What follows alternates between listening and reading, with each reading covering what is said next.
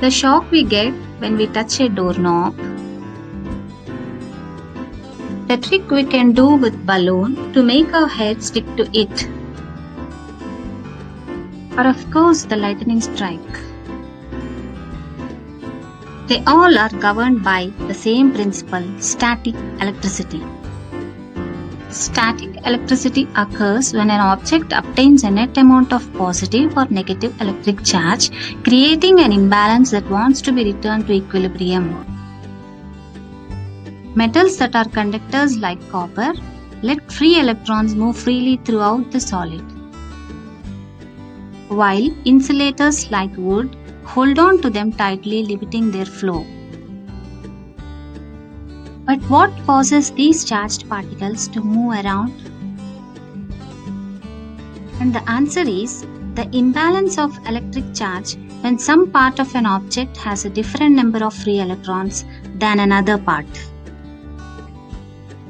Well, we want to find the force on charged particles in newtons.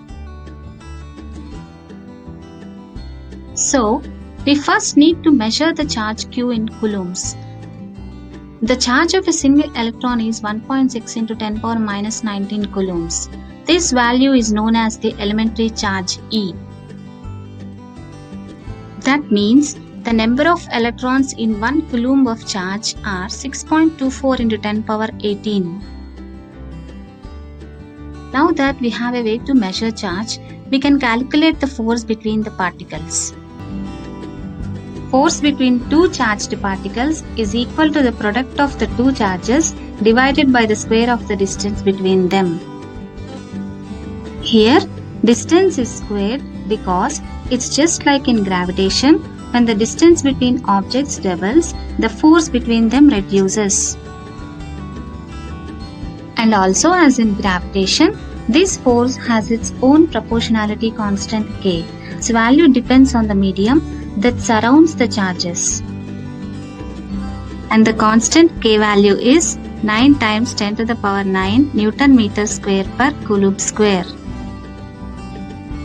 This whole expression is known as Coulomb's law, and K is known as Coulomb's law constant.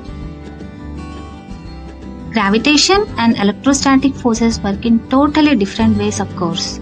So, we have to express them differently too. The force of gravitation is always attractive, but the electrostatic force can either be attractive or repulsive depending on the signs of the charges. If we have an object with a known amount of net charge, is it possible to predict how other electric charges will react when they pass nearby? Well, a British scientist, Michael Faraday, came up with a way to just do that. He assumed that every charged object generates an electric field and exerts a force on all charged particles that encounters. Faraday came to a conclusion that an electric field is a measurable effect generated by any charged object. First, let us consider a positive point charge, and we call it as capital Q. To study the effect that big Q has on other charges, we'll consider a positive test charge small q and measure the force acting on it. The electric field created by the charged object is the electric force between the objects and the test charge divided by the magnitude of the test charge. To find that, we just have to use Coulomb's law.